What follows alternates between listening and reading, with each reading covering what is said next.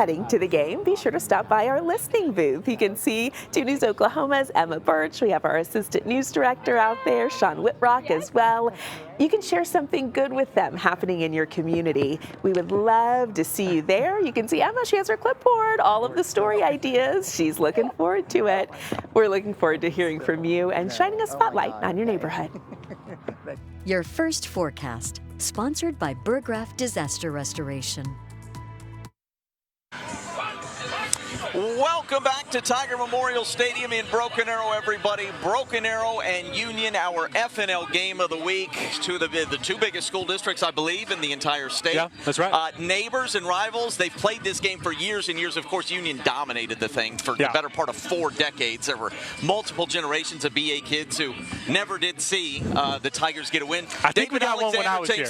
We got one when I was here. Okay, there you go. Yeah, David Alexander changed that, but Union has run off several in a row now. This game was played in September or August for years and years and years, but now a district ball game. And both of these teams playing some good ball in district, chasing Owasso, but this game's big to try and stay near the top of the district standings. And both of them certainly have a roster that can contend with Owasso for a district championship and contend for a trip to the state championship game. The thing is both of them already got losses. Both of them had some losses earlier on. Union has 4 at this point. BA has 2. It took a little bit for the rosters to kind of mesh, We talked about all the new coaches in the area. Travis Hill and Antonio Graham were the only 2 that weren't coming back. Right. You had Bill coming back to Owasso. Everyone else kind of had some familiarity. Yeah. These 2 didn't. They were going to 2 relatively new places. Now they're starting to find their group. Yeah. They're starting to find each other. And they say that's the reason both of them are now at a point where they can be second in the district.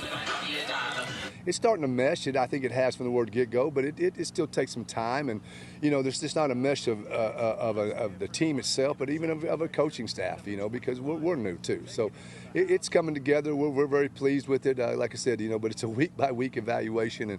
And as of right now, we're rolling and doing some really good things. Let's hope we keep it going that way. We are, man. We're taking it 1 week at a time. And, we have that motto, just try to go 1-0 every day, and you do that enough, it stacks up wins, and so that's the biggest thing. Yes, sir. Mr. Chuck Perry, our students. And sometimes it's intimidating to play in front of banners. Union's going to have to play in front of a bunch of banned banners. Shout out the Pride of Broken Arrow, going for another great national championship here in a couple weeks. Going back to 1981 almost every single year. Yeah, the Pride is great. This is one of those matchups where I honestly don't know who's going to win. We look forward to it. Highlights coming up on FNL at 10:15. We're going to send it over to Michael with weather now.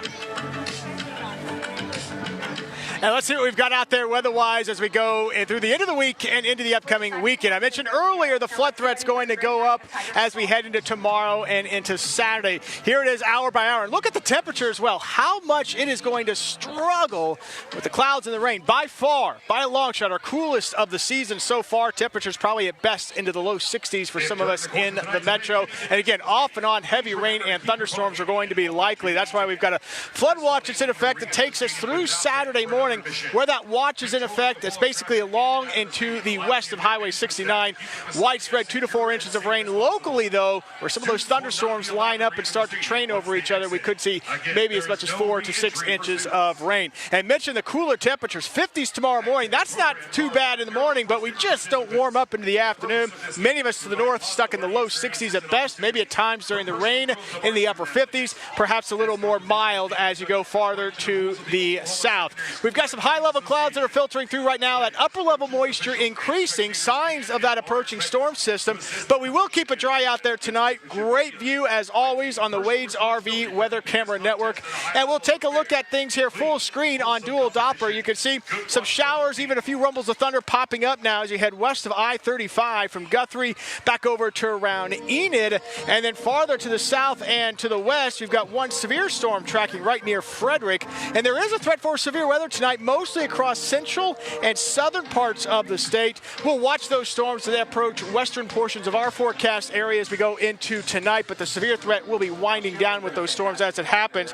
But we'll continue to watch that coverage expand. And notice as we head here into 7 o'clock in the morning, the time there, by the way, on the top right there of the banner, and you can see those showers and thunderstorms becoming likely. And it's going to be off and on. Doesn't mean it's going to rain the entire day. It's not going to do that. We'll have some dry weather mixed in, but we're going to have opportunities opportunities for some of that heavy rain, just kind of off and on through the day Friday into Friday night, and then we'll continue with that rain into Saturday as well. If you do have plans to head to Norman for OU and Ole Miss, probably some rain in the morning hours, drying out into the afternoon, but keeping the clouds around and the cool temperatures. And for Tulsa as well, taking on Temple, we'll have a temperature staying stuck into the low 60s. Some showers around, especially for the first half of the game. And breaking things down here, notice how cool the temperatures stay for us, but very nice fall weather into next week, even though we're going to dry things out. Those lows will be well down into the 40s. Kate and Dan are going to break down what's on the shelf for the college games coming up after the break. Francis is Week 8 of the high school football season, not a full slate, but most of Green Country's bigger schools moving those games from Friday night to Thursday because of weather expected tomorrow. Our big game of the week, of course, Union, Broken Arrow, renewing their rivalry. Top-ranked Bixby visiting Mustang, and the state's #1 quarterback, Jaden O'Neal. Jinx is hosting Moore. Owasso visiting Santa Fe. Sand Springs at Muskogee, huge Class 6A2 showdown there. Coweta hosting Durant. Verdigris, Berry Hill in a good one. All the scores and highlights on Friday Night Live starting at 10:15. All right, Caden and Dan here to talk OU Ole Miss, but first, we have the Thunder and Pacers tonight at 6:30, tipping off in moments in Indianapolis. Thunder looking to move to 2-0 on the new year. Victor Wembanyama last night. Unbelievable. Holy smokes. Chauncey Billups today. Holy smokes. Arrested by the FBI. We've got poker games, illegal activity, the mafia, wild stuff in the NBA. All right, let's talk a little college football. Coming up on Saturday, 11 a.m., OU and Ole Miss in a matchup of top 15 teams that both have one loss, certainly college football playoff contenders. Dan, I like this matchup stylistically more than any of the big games OU has played so far because that OU defense is facing the best offense it's seen all year in Ole Miss, and the OU offense, I think, gets a bit of a reprieve as that Ole Miss defense maybe a little leakier than the Michigans, Auburns, and Texans. I feel like we're going to learn a ton about OU from this game. You know, a ton that we might not know. Obviously, Mateer wasn't 100%. They didn't get his best shot against Texas. It's going to be fun to see how he handles that Ole Miss defense. And you mentioned Chambliss, is that how you pronounce his last name? Ole Miss quarterback was a D2 star. Now he's done really well. Emerged as a backup, gained the starting job. Now he's going to face that OU defense. And then you pile on with what's the weather going to be like. You know, rain's the great equalizer. So there's a ton to look out for in Norman tomorrow at 11. Little Baker Mayfield and Trinidad Chambliss is what they tell us, the folks out of Oxford. We shall see. I think that OU defense, the best unit on the field. Give me the Sooners by about a touchdown or maybe a score and a half because of that. You look at the scoreboard now. Here's what we have coming up on Saturday. OU Ole Miss, 11 a.m. Sooners favored by 5.5. Arkansas Auburn, 11:45. The Razorbacks actually favored by 3.5. Weather going to be a problem there as well. Tulsa Temple, Saturday, 2:30. Get on out there for homecoming despite the rain. I know it's going to be wet. Oklahoma State at Texas Tech. That line, Dan? Keep your tortillas at home. I want to see them. $100,000. Red Raiders favored by nearly 38 points. For Dan Tate. They said rap. That's it for sports. We'll send it over to Michael with our game day forecast. Let's get a look at that game day forecast. Temperature-wise, it's going to stay cool through the weekend. Again, rain and thunderstorms, some heavy rain and some flooding possible as we head through Friday into Friday night. And as we talked about earlier, rain could be an issue for some of those local games, including Norman, Tulsa, and in Fayetteville. And we'll keep the rain around for any plans you have with friends and family. Maybe going to watch some of the NFL action on Sunday. Temperatures will struggle into the mid-60s. Shouldn't be anything too heavy, though, by the end of the weekend. By the way, we're in Broken Arrow tonight for FNL. Look at this spirit here, the Broken Arrow Tigers. We got young generation and the veterans out there. The spirit is out. We're going to be right back with more FNL. All right, welcome back to Broken Arrow. We're playing Find Emma. She's somewhere in these cheerleaders. Where is she? Where is she? There she is. Keeping that energy. Keeping that energy, our Emma Birch. Look at her. Go VA. Look, listen. We just made the joke that she's not being biased with her tiger leopard pants, but now she's in with the VA cheerleaders. So some are saying there's some bias, but I don't know. Maybe not from you, though. I mean, it's a hard team to root Where for. are your tiger pants, Dan? Left them at home. You'll see them tonight at 10, baby. You won't. Were you one of the overall guys in the student section? No, see, back when I was here, it was Swag Crew, and I was always the G. Of course. Okay. You are a G. Yeah. Straight up G, Dan Lindblad. More FNL coming up in just a few minutes.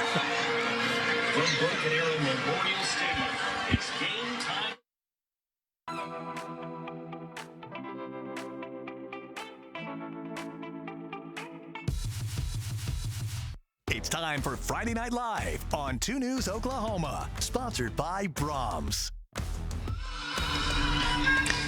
And welcome back out to Broken Arrow. Tigers, Redhawks, district battle, FNL on a Thursday.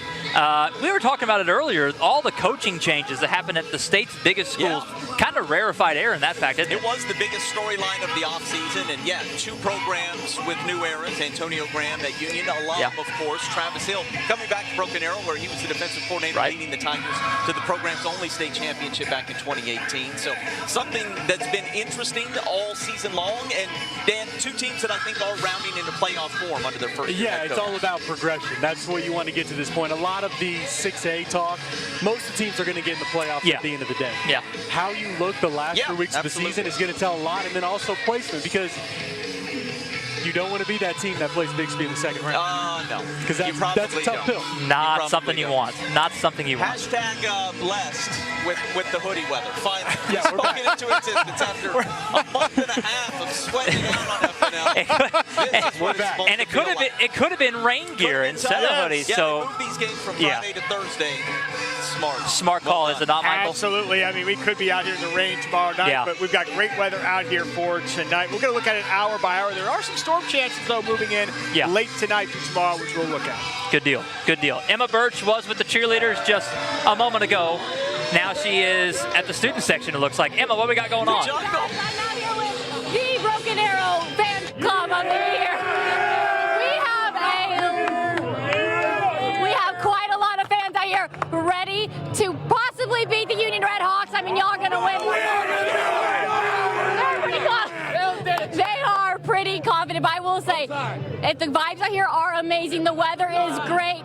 I will say there's a little bit of animosity. Everyone I've been walking by is going, we're going to beat Union. I've talked to some Union. They said they're going to be Broken Arrow. So who knows? We'll see. But tonight is quite the game for FNL on a Thursday night. There's nothing better. TJ, I'm still wearing leopard print pants, dude. Not Tiger. I'm not that unbiased. Come on. Come on. Yeah, you look like you're in friendly territory over there with those pants, Emma.